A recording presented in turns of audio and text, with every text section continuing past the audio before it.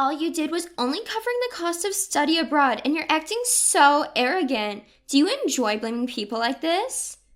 The amount I had given her was $50,000, a sum far too large to be brushed off as she said only. Having treated it so carelessly and then having the audacity to shout at me in such a selfish manner, I finally lost my patience.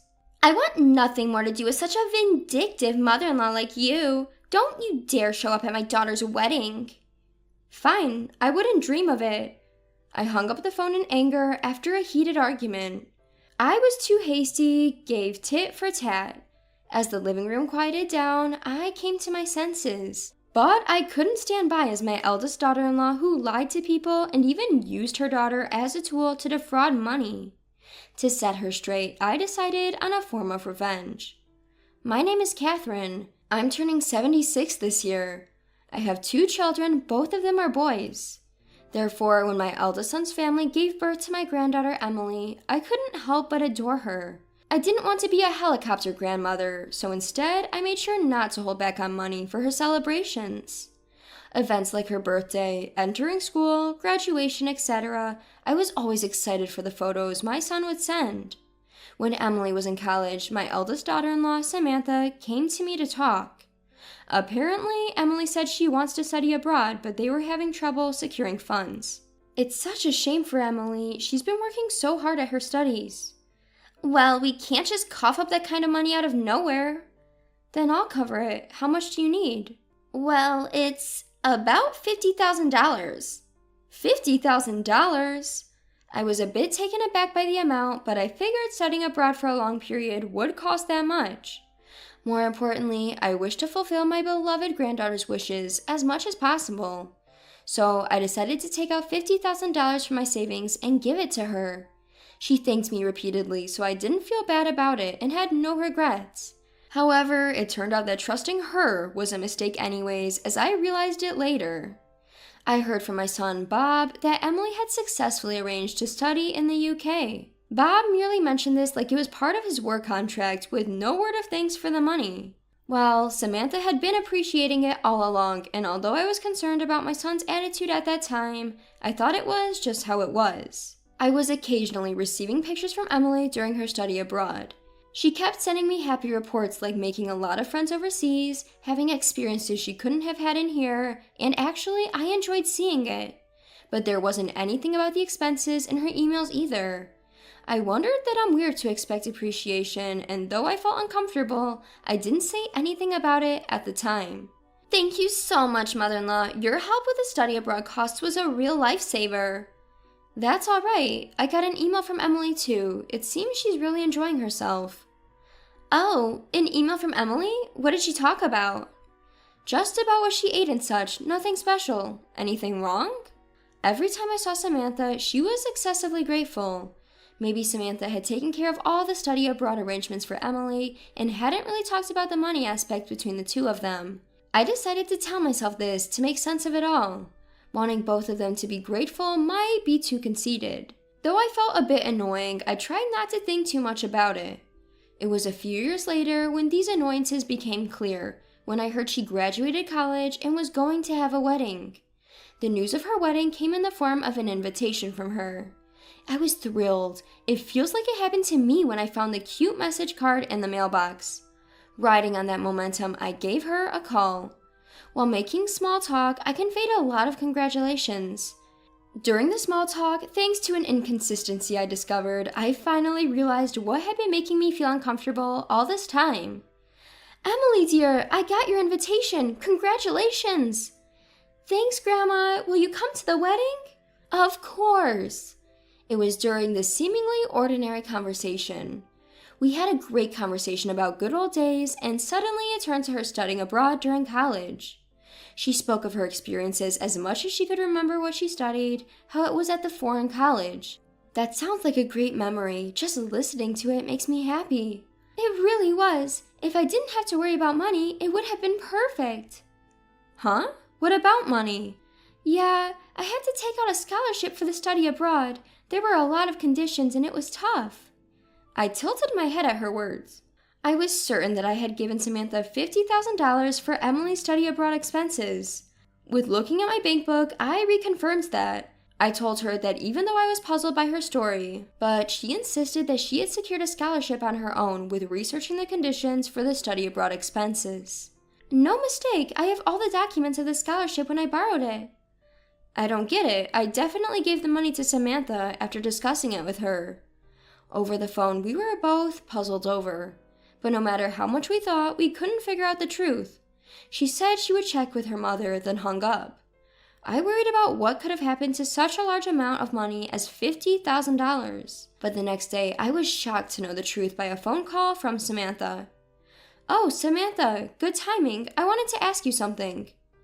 Hey, please don't say unnecessary things to Emily. Samantha shouted at the top of her voice without even greeting me. I didn't want to doubt, but the unnecessary things I told Emily must be about the study abroad expenses. With her voice, I was sure that she had done something with the $50,000. I confronted Samantha with a loud voice as she did to reveal the truth. What do you mean by unnecessary things? I thought I gave the money for Emily's study abroad expenses. So? I've already said thank you for that. But Emily said she borrowed a scholarship. What did you do with the $50,000? When I asked about the usage, Samantha mumbled and tried to cover up. After questioning her heavily several times, Samantha started to make excuses like it was for Emily's wedding, or she was struggling with tuition for college, and those were obviously lies. Losing my patience, I pressed her even harder. If that's the case, I would have paid if you had told me honestly. What I want to know is why you lied about it. Whatever. Are you regretting giving them money now? I just want to know why you lied to get such a large amount of money. When I confronted her, Samantha tried to change the subject by raising her voice. I was getting frustrated with Samantha, who kept lying and trying to cover up.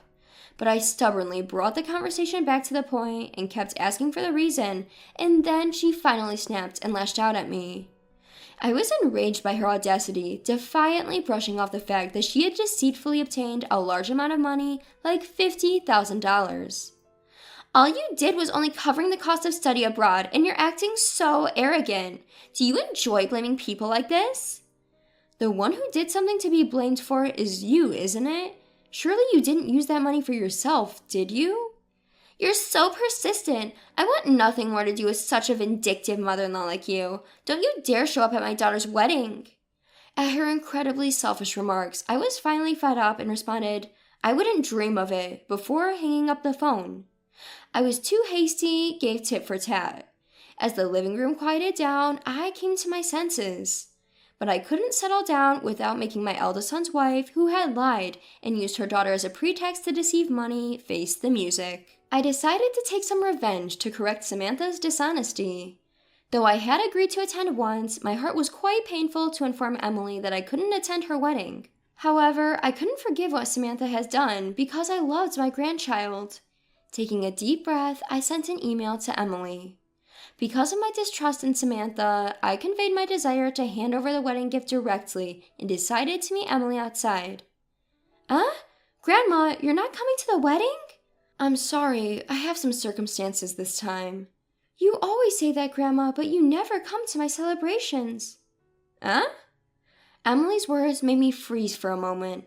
I had been refusing to participate in celebrations, trying not to be a helicopter grandmother. Instead, I have always been willing to provide financial assistance. But upon further reflection, I started worrying about interfering too much because Samantha seemed displeased. Regarding Emily's celebrations, I thought I had been satisfied with just photos, but maybe I was just being avoided without noticing. The money I had been giving for celebrations might not have been used for Emily after all. Thinking about that, I felt the blood drain from my face. You know, Emily dear, I actually gave your mother the money for your study abroad fees. I heard that from my mom, but she said she didn't receive it. So when she called me, I asked her about it. I told her about the conversation with Samantha on the phone the other day, how she had evaded telling the usage of $50,000 and how she had furiously yelled at me. Emily might not believe that her mother did such a thing, but despite my worries, Emily lowered her eyes and muttered, I see. Mom, she can lie through her teeth without blinking. She tells blatant lies, and if you call her out on it, she turns around and yells. I see. That's why I trust what you say. It's unforgivable that she'd swindle money. Emily took my hand and said, Let's get back at her. Given that I wanted Samantha to reflect on her actions, her granddaughter's proposition was a welcome opportunity. Emily worried Samantha might treat me unkindly even at the wedding and suggested regretfully that I don't attend. Instead, she invited me to the pre-wedding photo shoot. But is that all right? Aren't such pictures usually taken with the family? It's fine. I'd rather take them with Grandma than a mother who's always lying. I've always felt sad that there are no photos of Grandma in our albums. A month after this conversation, after discussing with her groom, Emily decided to move the photo shoot earlier to avoid any interference with Samantha. Seeing Emily in her wedding attire was even more splendid than in pictures, and I couldn't help but get excited. Observing the situation, Bob chuckled while offering an apologetic bow. It seems Bob had concerns about Samantha's attitude too. Upon hearing the story from Emily, he seemed to be convinced. Mom, I'm sorry about everything. I couldn't invite you to Emily's celebration because Samantha told me about your leg condition. I see. By the way, the money I gave Emily, is that all safe? I think so. I was there to receive it with her.